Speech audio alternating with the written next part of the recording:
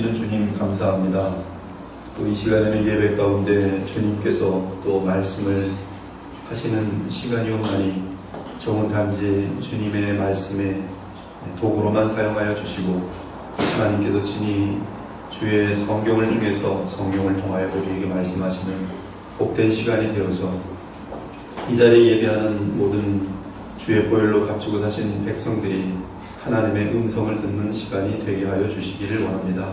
그래서 우리 속에 있는 믿음이 또한 이 말씀을 받아 확신을 갖게 하시고 또한 그 확신은 우리의 삶으로 이어져서 놀라운 생명의 역사들이 계속 우리 가운데 나타나게 해 주시기를 원하고 바랍니다. 종은 감추시고 오직 주의 영광만이 나타나게 하옵소서. 예수 그리스도 이름으로 기도 올려옵나이다. 이 고린도 전서 이 내용은 우리가 잘 알다시피 고린도 교회에 주신 말씀입니다. 이 성경이 쓰여진 지금 배경은 이 거듭난 하나님의 백성들에게 주시는 그런 말씀입니다. 이 고린도 교회는 거듭난 사람들이 있었지만은 이상하게도 그들의 영적인 성장이 온전하지 못했는지라 육신의 열매가 많았습니다. 육신의 열매라는 것은 바로 믿지 않을 때에 그때의 사고방식과 그때 맺었던 그러한 열매들이 이 고린도 교회의 교인들에게도 계속 나타났던 것입니다. 그래서 그것은 놀랍게도 하나님이 주신 그런 은사를 통해서 오히려 더 많이 교회가 나뉘어지고 또 어려워지고 또 자신들의 텃세나 여러가지 알력 같은 것들 때문에 뭐 바울파, 게바파 뭐 이런 식으로 교회가 굉장히 혼란스럽고 또 서로 소송하는 상태들도 있고 또 말로 다 할 수 없는 그런 음행의 사건들도 있는 그런 참 문제가 많은 교회가 이 고린도 교회였습니다. 그러나 성경은 이 고린도 교회에 대해서 교회다, 예수님의 몸이다 말씀하고 있습니다. 그리고 그들을 하나님이 기뻐하시는 교회로 인도하는 데 있어서 가장 중요한 내용이 이 고린도전서에서 가장 핵심이 무엇인가 하면 바로 이 고린도전서 13장입니다. 즉 고린도전서 13장은 모든 교회의 문제에 대한 해답으로 하나님께서 바울을 통해 우리에게 주신 것이, 그러므로 우리는 이 시대 가운데 교회의 문제들을 대할 때마다 어디로 돌아가야 되냐 하면 인간의 힘으로 되지 않습니다. 고린도전서 13장으로 돌아와야 되는 것이, 거기는 모든 답이 있습니다. 그런데 고린도전서 13장에서 말하는 사랑은 소위 인간들이 말하는 사랑이 아닙니다. 고린도전서 13장에서 말하는 사랑은 오직 예수님의 생명이 있어야지만이 가능한 사랑입니다. 그러므로 그 사랑의 이름은 아가페라는 단어를 사용하고 있는 것이에요. 그래서 거듭난 영혼들이 자신의 그 육신의 삶을 살지 아니하고 그 속에 있는 생명을 성령으로 더욱 강건하게 함으로 말미암아 바로 그 속에 잠재된 예수님의 그 사랑의 모습들이 우리를 통해서 계속 나타날 수 있다 말씀하는 것이 바로 이 고린도전서 13장의 내용인 것이요. 지난번에 사랑에 대한 설교에서 우리는 사랑의 첫째 속성은 마크로스메오 하는 것으로서 사람을 향하여 오래 참는 것이라고 하였습니다. 어떤 사람에게 손해나 비방이나 억울한 일을 당해도, 그리고 그에게 보복할 수 있는 능력이 있어도 오래 참는 것이 사랑이라고 하였어요. 그것이 아가페 사랑의 첫 번째 특징이다. 하나님께서 우리를 향하여 오래 참으심으로 우리가 다 구원받은 이 자리까지 있으며 아직도 살아서 하나님을 믿고 그 우리의 믿음이 성장하고 있는 것이다 말씀을 드릴 수 있어. 하나님의 사랑으로 말미암아 우리는 아직까지도 주의 은총을 누리고 있는 것이죠. 그것이 사랑의 첫 번째 속성이다. 우리가 그러한 생명이 주어지면 분명히 그러한 모습이 나타난다. 이 사랑의 둘째 속성으로는 크레이스튜오마이 하는 것인데, 크레이스튜오마이 하는 것인데, 이것은 친절하고 또 배려하고 자상하고 그리고 온유한 것이라고 말씀드렸습니다. 사랑은 남에게 무거운 짐을 지우지 아니하는 것이며 오히려 그 무거운 짐을 덜어주려고 노력하는 일이다. 이것은 우리에게 생명이 있기 때문에 가능한 것입니다. 기도하고 더욱더 사랑하겠다 하면 이러한 모습들이 우리에게 충분히 가능한 것이, 친절하게 인사하고 친절하게 대답하고 자상하게 남의 일을 염려해주는 사람이 되는 것을 의미합니다. 원어적으로 그 의미를 따라가면 이러한 내용들이 성경 전체에서 분명하게 나타난다 이 말씀입니다. 나아가 상대방을 언제나 배려하는 마음이 사랑이라고 하였어요. 오늘은 사랑의 세 번째 속성으로서 사랑은 젤로우하지 않는 것입니다. 우젤로우 그랬어요. 우는 하지 않는다, 젤로우하지 않는다. 이 젤로우는 영어로 jealousy, 질투, 시기, 원어로 봐도 질투, 시기라는 그 의미입니다. 사랑은 시기하지 않는 것입니다. 사랑은 세 번째 속성으로서 질투하지 않는 것입니다. 사랑은 질투하지 않는 것입니다. 시기하지 않는 것입니다. 젤로우하지 않는 것입니다. 그럼 젤로우가 뭐냐? 시기가 뭐냐? 질투가 뭐냐 이거예요. 질투는, 젤로우는 다른 사람의 것을 탐내는 것입니다. 하나님께서 내게 주신 것으로 만족하지 않고 욕심을 내는 것이, 그 마음속에 정욕이 일어나서, 욕심이 일어나서 더 하나님이 주신 것에 만족하지 않고 더 원하는 것이 젤로우입니다. 부러워하는 것이, 다른 사람들의 자녀, 다른 사람들의 집, 다른 사람들의 학벌, 다른 사람들의 인기, 다른 사람들의 용모, 세상의 이생의 자랑을 부러워하는 것이 젤로우입니다. 탐내는 것이. 그래서 율법 10계명 중에 10번째 계명은 내 이웃의 것을 탐내지 말라, 젤로우하지 말라 말씀하고 있어요. 또한 성경은 젤로우를 탐심으로 연결시키고 나아가 이는 우상 숭배임을 알려줍니다. 그러므로 땅에 있는 지체를 죽이라. 곧 음란과 부정과 사욕과 악한 정욕과 탐심이니 탐심은 우상 숭배입니다. 다른 말로 하면 젤로우를 다스리지 못하면 결국 하나님을 섬기지 못하고 우상을 섬기게 된다는 말씀이에요. 우리 마음속에 시기를 다스리지 못하면 우상으로 나아가게 된다 이 말씀입니다. 우리는 여기서 질투 또는 시기가 결국 우상 숭배로 이어진다는 사실을 기억해야 합니다. 사랑하는 여러분, 시기심이 있는 사람은 언제나 비교의식이 강합니다.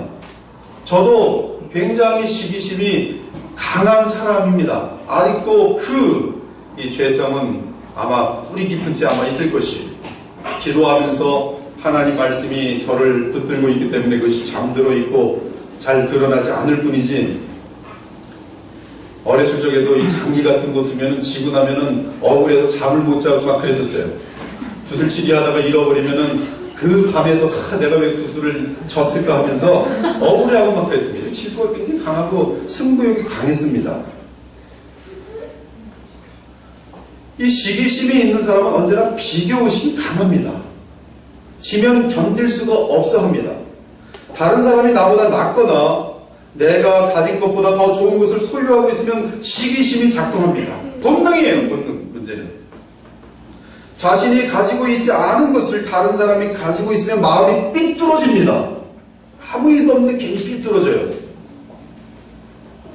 마음이 삐뚤어지고 나면 저 사람에 대해서 나와 무슨 악한 감정이나 억울한 일을 당한 적이 없는데, 저 사람이 나를 손에 끼친 적도 없는데 그 사람을 향하여, 질투의 대상을 향하여 매우 작은 일에도 시비를 걸기 시작합니다. 미운 거예요. 그냥 아무 이유 없이. 왜 나보다 잘났느냐 이거예요. 왜 나는 없는데 저 사람은 내가 없는 것을 갖고 있느냐 이것이. 그것이 이 마음속에 막 부글부글 하면서 그 사람을 보면 제거하고 싶은 거예요. 망하게 하고 싶은 거예요. 질투입니다. 젤로우입니다. 종종 이 시기심이 조금씩 격동하고 자기를 다스리지 못하면 비방과 거짓말을 꾸며내기 시작합니다. 깎아내야 되니까 거짓말을 해요.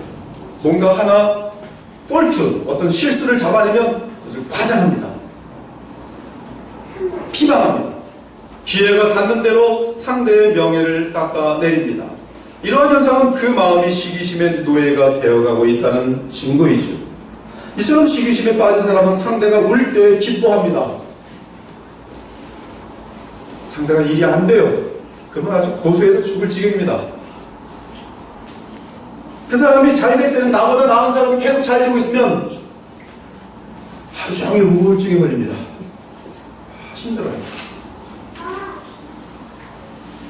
심지어 질투와 시기는 욕심과 연결되면 자기만 다 갖고 남은 아무것도 갖지 못하여 직성이 풀립니다. 가끔 보면 제가 제 어렸을 적의 모습을 보지 못했기 때문에 부모님들이 그런 모습을 말씀 안 해줬기 때문에 그러한 현상이 있었는지 모르겠어요. 그러나 제가 이제 인생을 살아가면서 그 아이들도 5살짜리, 4살짜리도 종종 보게 되는데요. 근데 식구가 고약한 아이들이 벌써 있어요. 4살, 5살 때부터. 자기 장난감은 벌써 한 100개가 넘습니다. 근데 다른 아이가 장난감도 없이 한 2개 갖고 놀면 갑자기 그게 자기 거보다 좋아 보여요. 훨씬 자기 것이 좋은데도 이상하게 자기와 다른 장난감이 보이면 그게 좋아 보입니다. 그래서 뺏으려고 하든지 아니면 그걸 뺏을 수 없으면 울어버리고 엄마한테 사달라 그래요. 그러면 엄마 아빠가 또 속이 상하니까 얘네 장난감이 많으면서도 또 왜 그걸 달라 그래? 쟤는 저것뿐이 없는 거야. 근데 설득이 안 됩니다. 장난감을 사줍니다. 그러니까 계속 패턴은 반복돼요. 시기심, 어렸을 적부터 마음이 고약한 거예요. 다 뺏어야 돼요. 나만 다 있어야 되고 아무도 없어야 돼요. 이것이 시기의 모습이요, 철이 덜 든 모습입니다. 이러한 단점을 어렸을 적에 고쳐주지 못하면 평생 자기 것으로만 만족하지 못하고 남의 것만 부러워하며 질투와 시기로 살게 될 가능성이 많습니다. 성경에서 질투의 대표적인 인물을 말한다면 여러분이 이미 잘 알고 있을 것입니다. 사울왕이 질투의 대표적인 인물입니다. 신약에서는 가룟 유다가 있어요. 먼저 사울의 인생을 살펴보길 바랍니다. 이스라엘 초대왕 사울은 모든 부귀 영화를 다 소유한 사람이었어요. 그럼에도 그는 시기와 질투로 평생 비참하게 살았습니다. 그러면 언제부터 사울의 마음속에 질투가 들어왔는가? 사울이 이스라엘의 초대왕이 되어 블레셋과 전쟁을 하게 됐을 때 블레셋에서 골리앗 장군이 등장합니다. 그리고 이 악한 골리앗은 매일 이스라엘 백성을 조롱합니다. 그러나 그의 덩치가 하도 크고 힘이 센지라 이스라엘 진영에서는 감히 그와 맞서 싸울 장군이 나타나지 못합니다. 이때 마침 소년 다윗이 이 사실을 알게 되고 이 소년 다윗의 마음에는 여호와의 영이 함께 있었어요. 믿음으로 충만했습니다. 날마다 남들이 보지 않는 가운데 하나님을 기억하고 찬양하면서 앞으로 하나님과 깊은 교제가 있었던 아들이었어요. 그리고 자신의 책임인 양들을 보호하는 데 있어서 사자들과 곰이 나타나면 책임을 다해서 자기 생명을 다해서 이 곰과 사자를 싸운 경력이 있습니다. 그런데 하나님의 영광을 깎아내린 골리앗을 딱 보자마자 이 양들을 향하였던 그 마음 심고가 그대로 그 아름다운 마음이 그대로 노출됩니다. 저것이 곰 같은 것이, 저 사자 같은 것이 감히 우리 하나님의 백성을 맹멸하느냐. 지금 다윗이 볼 때는 하나의 큰 곰일 뿐이에요. 그는 곰을 잡는 마음을 가지고 오직 하나님을 믿는 믿음으로 전장에 나가 물맷돌로 그 골리앗의 정수리를 맞추어 그를 죽입니다. 한두 번 했겠어요? 맨날 자신의 양들을 보호하기 위해서 곰이 나타날 때마다 정확하게 맞추는 것이죠. 골리앗도 그 대상 중에 하나일 뿐이었어요. 그래서 이스라엘 군사는 사기를 얻고 블레셋을 쳐서 그 전쟁에서 크게 이기게 됩니다. 이때까지는 모든 것이 좋았습니다. 그러나 사울도 기분이 좋았어요. 막 박수치면서 격려합니다. 그러나 이스라엘 군사들이 고국으로 돌아오는 길에 이스라엘 여인들이 춤을 추며 노래합니다. 여인들이 뛰놀며 노래하여 이르되 사울이 죽인 자는 천천히요 다윗은 만만이로다 한지라. 사실이죠? 인류 이스라엘 여인들이 아무것도 모르고 그냥 사실대로 노래를 해버렸어요. 사울이 그 말에 불쾌하여 심히 노하여 이르되, 아무것도 지금 다윗과 사울의 관계가 아닙니다. 제3자의 사건이에요. 여인들의 창화하여 노래한 사건입니다. 근데 사울이 그 말에 불쾌하여 심히 노하여 이르되, 다윗에게는 만만을 돌리고 내게는 천천만 돌리니 그가 더 얻을 것이 나라 말고 무엇이냐 하고 그날 후로 사울이 다윗을 주목하여 보았더라. 주목하여 보았다는 뜻은 요놈 덜미를 잡아서 죽여버려야겠다는 뜻이에요. 요놈 실수를 잡아내서 망해버리도록 만들어야겠다. 요놈 뭐 잘못한 거 잡아내면 아주 그냥 그 자리에서 사람들 앞에서 망신을 주고 한심하고 별 볼 일 없는 사람이라는 것을 증명해버리겠다. 지금 그 뜻입니다. 사울이 생각합니다. 내가 다윗보다 나았었는데 저놈이 등장해서 내 인기가 떨어졌구나. 밤에 잠이 안 와요. 다윗만 생각하면 질투가 일어났어요. 갑자기 사울은 다윗을 향하여 미움과 증오로 가득 차게 됩니다. 다윗은 지금까지 자신을 위하여 이 사울 왕을 위하여 자기 생명까지 걸은 충신입니다. 그리고 조국을 위하여 생명 걸고 골리앗과 싸운 일밖에 없는데 이유 없이 사울의 원수가 되어버립니다. 아무런 이유가 없어요. 이유가 없습니다. 원수가 될 이유가 없어요. 그런데 원수가 되어버려요. 참으로 이상한 일이 아닙니까?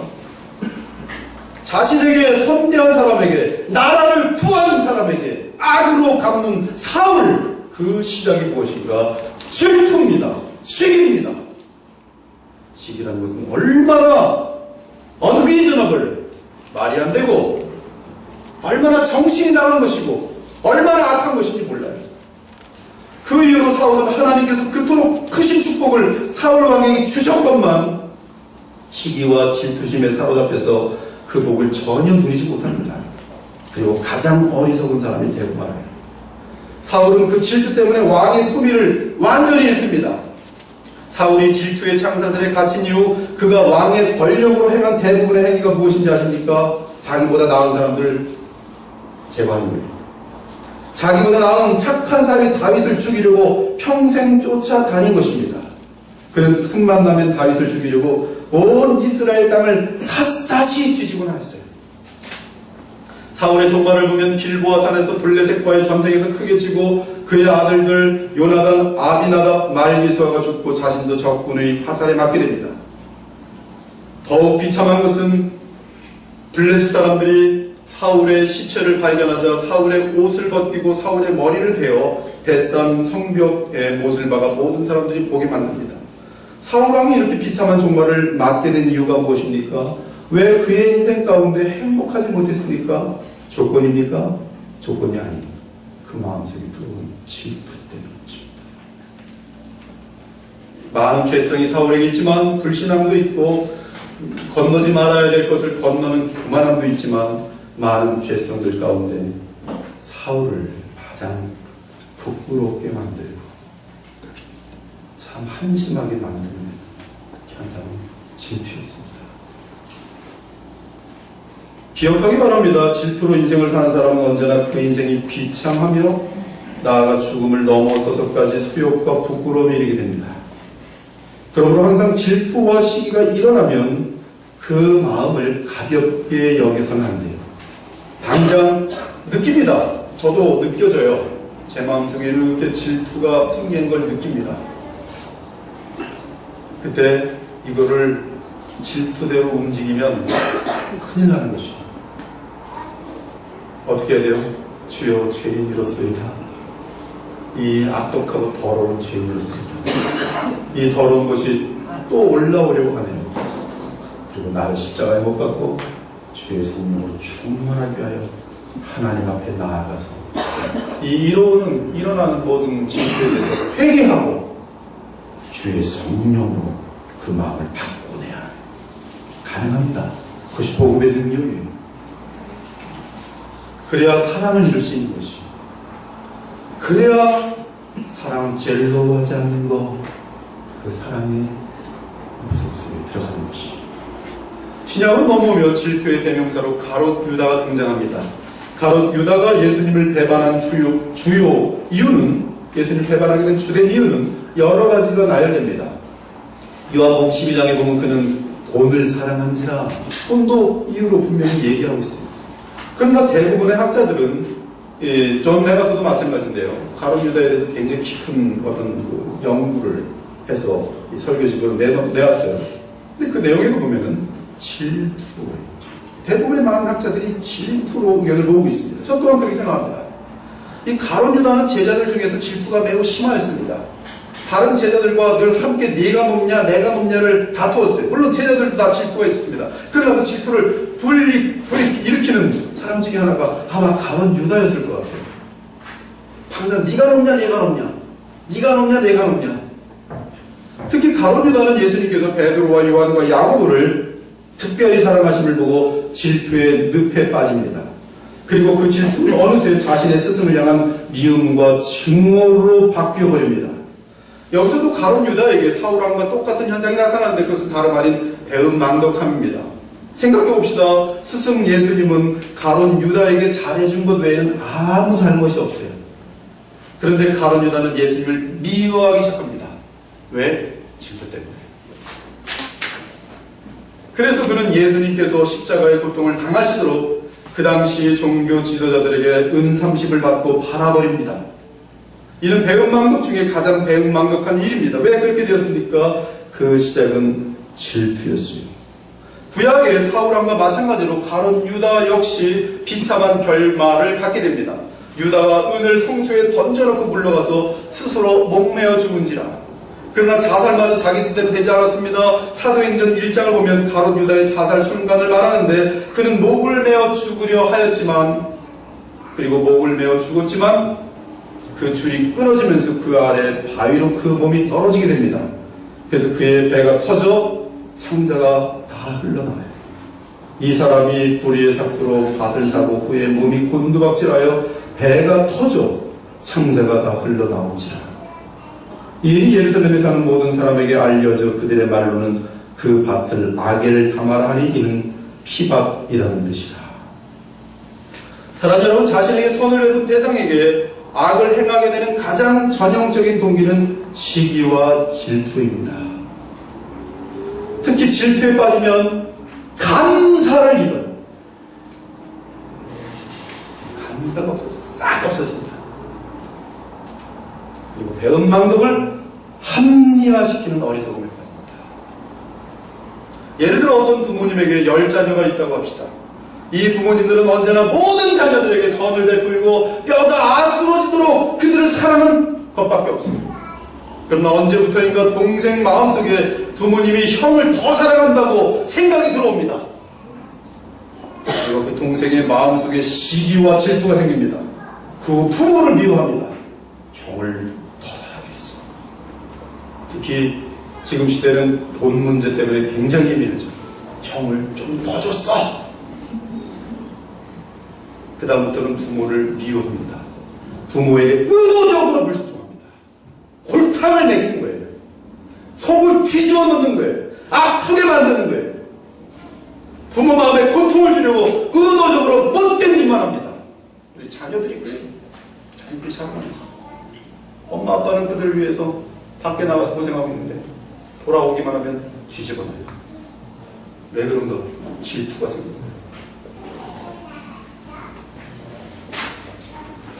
이때 이 동생은 감사와는 거리가 멀어진 채 자신의 어둠 속에 빠져 있는 것을 계속 합리화시킵니다. 막무가내가 됩니다. 그리고 심지어는 너도 망하고 나도 망해도 그것이 오히려 죄악되는 쾌락으로 그 마음속에 남게 되는 것이죠. 질투와 시기는 사람을 포악하게 만듭니다.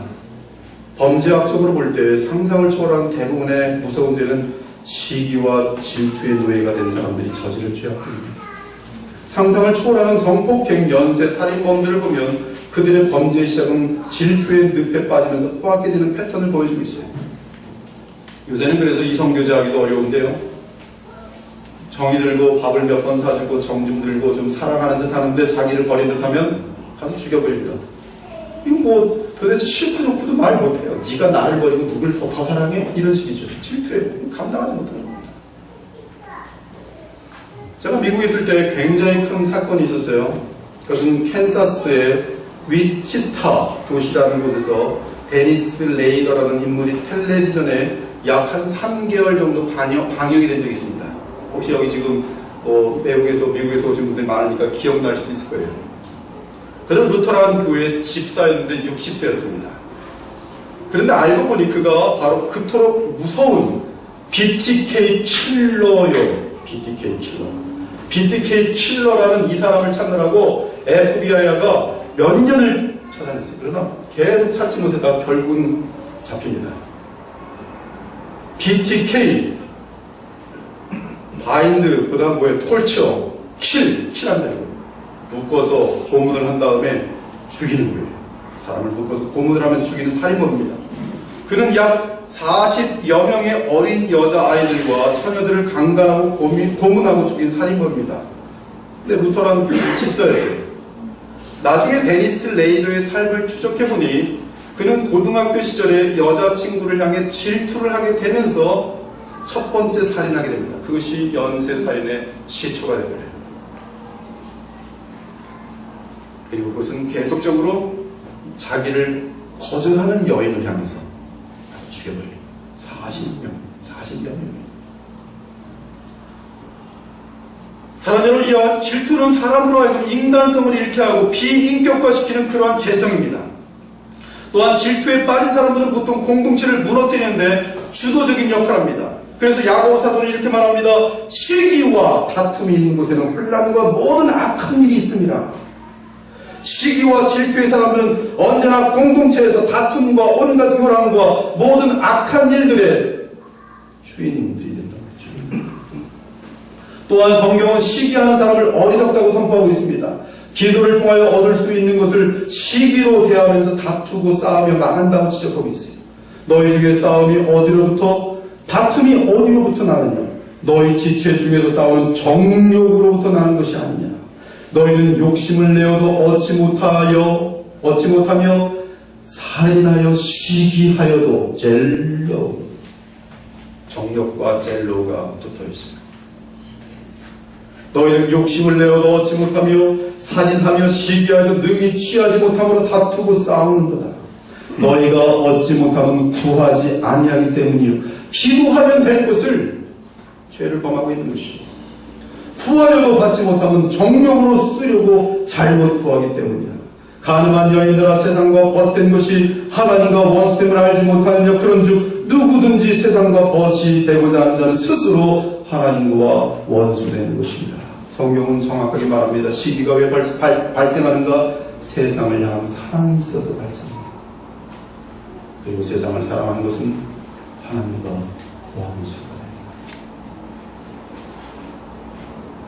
시기는 하나님과 원수가 될 만큼 무서운 죄입니다. 작을 때 시기의 노예가 되지 마시고 일어날 때 그냥 물을, 이 시기는 불 같습니다. 불씨가 탁 터질 때 찬물을 쫙 끼얹어버리세요. 그러면 못 일어납니다. 어떻게 찬물을 끼얹습니까, 목사님? 기도하시고, 기도에 같이 나오시고, 더 많이 예배 드리시고, 성경을 읽으시고, 주님 앞에 부르짖으시고, 성령을 주시옵소서. 저를 이기게 하여 주시옵소서. 내 마음속에 이러한 것이 나를 다스리는 것을 허용할 수 없습니다. 시기는 에너지가 많기 때문에 파괴력이 대단합니다. 또한 언제나 사람을 천박하게 만들고 비참하게 만들면서 전혀 아름답지 않은 모습을 드러내요. 이제 예수님의 십자가 사건을 봅시다. 예수 그리스도를 죽인 장본인도 시기입니다. 가롯 유다의 시기에 의하여 우리 예수님은 제사장과 서기관과 같은 종교 지도자에게 넘겨버렸어요. 그들은 예수님을 죽일 법적 권리가 없기 때문에 로마 총독 빌라도에게 예수님을 넘깁니다. 그러면서 많은 거짓 증거들을 꾸며댑니다. 그런데 빌라도가 이 세상적으로 얼마나 영리하겠습니까? 대제사장과 유대 지도자들의 마음을 꿰뚫어봅니다. 성경이 어떻게 되는지 아세요? 이는 빌라도가 그들이 시기로 예수 그리스도를 넘겨준 줄 알미더라. 왜 대제사장과 이 종교 지도자들이 예수님을 십자가에 못 박았습니까? 시기 때문에 미워 죽겠는 거예요. 사람들이 예수님께 모이는 것을 볼 때 우리 혹시 도전이 흔들리는 거 아니야? 이는 그들이 시기로 예수를 넘겨준 줄 알미더라. 분명히 성경은 하나님의 아들 예수 그리스도를 영접하지 아니하고 대적하여 십자가에 못 박은 주인공은 시기라고 알려주고 있어요. 시기. 또한 복음을 가로막는 주인공도 시기입니다. 예수님만 죽인 것이 시기가 아니라 복음이 전파되는 것을 가로막는 가장 주된 범인은 시기인 거예요. 교회도 마찬가지입니다. 교회가 하나님의 그 복음의 능력으로 전진하려고 할 때 그 전진을 막는 것은 공동체 내의 시기입니다.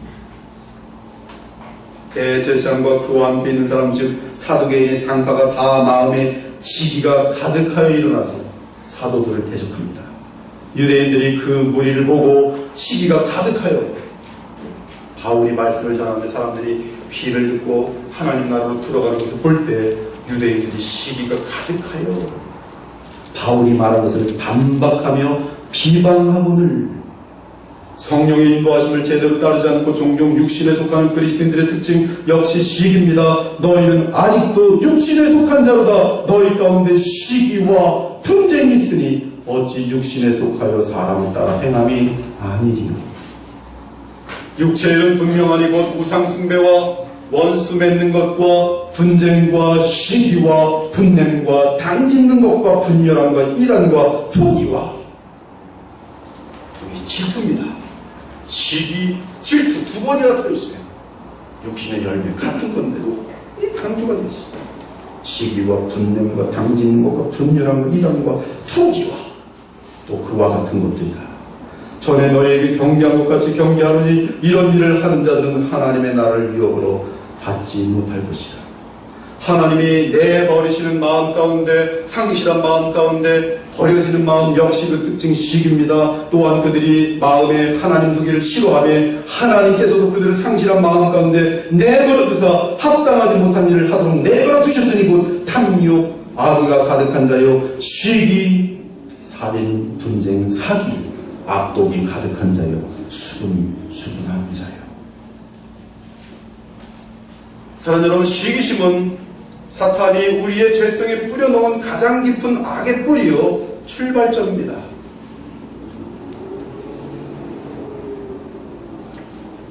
그 펜실베니아 랭캐스터에 가면 밀레니엄 티어러라고 있어요. 거기서 보면은 이제 한 2,000명 정도의 관객이 들어가는데 거기는 이제 그 메노나이트라고 하나의 그 기독교의 분파에서 운영하는 것인데 굉장히 복음적입니다. 복음적인 메노나이트이 있고 또 아미시처럼 좀 금욕주의적인 그런 파가 있는데 이 메노나이트가 그걸 운영하는데 실패할 줄 알고 시작했지만 하나님께서는 이 기업을 하여튼 굉장히 흥황케 해서 이거 예매도 해야 되고 아주 밀립니다. 지금은 어떨지 모르겠어요. 제가 미국에 있을 때는 거기 가려면 미리 예매도 해야 되고 어디서든지 멀리서들 와서 다 보고 했는데 제가 뭘 봤는지 지금 하여튼 기억이 잘 안 나는데 뭘 봤어요. 네, 뭘 봤는데 아마 아담과 이브인 것 같아요. 아담과 이브. 근데 거기 보면 아담과 이브 맞습니다. 천지 창조 타락에 대해서 이제 그 영화도 아니고 사람들이 나와서 이제 그 연극을 하는데 너무너무 대단합니다. 엄청나게 대단합니다. 하여튼 여러분들이 기회가 있으면 그런 건 좀 볼만한 정말 머릿속에 평생 남는 그런 것들인데요. 근데 거기서 그 내용 속에서 그 연극에서 굉장히 인상적으로 만든 것이 뭐냐면 이 뱀이 굉장히 아름답게 나타납니다. 그래서 아담에게 나타나는데 굉장히 이뻐요. 뱀이 이제 녹색 옷을 쫙 입고 사람이 이제 뱀이 된 것이죠. 뱀 모습을 한 거예요. 근데 아주 이쁘게 해서 하와와 잘 다닙니다. 근데 그 뱀이 어떻게 해서 타락하는가 거기서는 보니까 하나님이 아담을 더 사랑하는 것을 뱀이 알게 되면서 휙 돌아요. 사탄이 휙 돕니다. 그래서 나를 가장 사랑하는 줄 알았는데 아담을 더 사랑하는구나 하면서 그 타락의 시초를 시기로 그렇게 풀고 있어요. 메모에서 풀었다는 얘기예요. 제가 좀 거기 의견이 맞냐 틀리냐 신학적으로 좀 나가는 게 그 영국에서는 그렇게 풀었다는 거예요. 그래서 시기가 들어가는 순간에 그 아름답던 뱀이 확 어글러지면서 마귀의 그 역사를 시작하게 됩니다. 이 시기심은 모든 아름다움과 하나됨을 파괴하는 그리고 하나님을 향해 도전하는 굉장히 깊은 과소평가해서는 안 됩니다. 그리고 이 죄성은 만약에 중독되거나 노예가 되면 머리가 거의 바보가 됩니다. 그러나 사랑은 시기하지 않는 것이 사랑은 시기하지 않으며 밤이 깊고 낮이 가까웠으니 그러므로 우리가 어둠의 일을 벗고 빛의 갑옷을 입자. 낮에와 같이 단정히 행하고 방탕하거나 술 취하지 말며 음란하거나 호색하지 말며 다투거나 시기하지 말고 다 같은 레벨이에요. 음란한 죄, 폭행하는 죄, 그 모든 죄악들 같은 레벨에 무엇이 있는가? 시기가 있어요. 시기도 어둠의 일입니다. 오직 주 예수 그리스도로 옷 입고 정욕을 위하여 육신의 일을 도모하지 말라. 성경은 우리가 시기심에서 벗어나는 길은 오직 주 예수 그리스도로 옷 입는 방법밖에 없다고 가르칩니다. 말씀과 성령으로 충만하며 찬양을 하며 경건한 성도들과 함께 오직 주 예수 그리스도로 옷 입을 때 우리는 그리스도의 은혜로 덧입혀지면서 사탄의 유혹에 빠지는 시기심에 덫에서 벗어날 수 있는 것입니다. 이 시간에 여러분들은 십자가를 바라보기 바랍니다. 여러분의 경쟁자를 바라보지 마십시오. 경쟁자를 바라보면서 주눅이 들거나 경쟁자를 바라보면서 우쭐해지거나 그러지 마십시오. 예수님의 십자가를 바라보세요. 그곳에서 나를 위하여 죽기까지 살아가시는 주님의 사랑을 맛보시기 바랍니다. 그 사랑을 받을 때 우리는 시기의 종이 되지 않을 수가 있어요. 그러면 신기하게도 시기심이 사라지고 진정으로 상대를 인정하면서 그리스도의 이 사랑을 보여줄 수가 있는 것이에요. 제가 아는 어떤 자매는 시기심이 없어요. 남들이 잘하면 She is better than me. 나보다 훨씬 나아. 쉽게 얘기해버리고 아무 시기심이 없어요. 참 신기합니다. 얼마나 아름다운 마음인지 몰라요. 원수가 생기진 않아요. 인정해 주는 거예요. 저 사람 나보다 잘하네. 저 사람 나보다 잘생겼네. 끝이에요, 그걸로. 왜 거기서 문제를 일으킵니까? 아버지가 나보다 더 좋네? 왜 나 조금 좋지? 에이, 나중에 주겠지. 끝이에요. 부모 다 합니다. 부모는 아이들의 손가락 움직이는 거에 다 알아요. 이런 아름다운 마음 갖고 있으면 부모는 마음이 더 높습니다.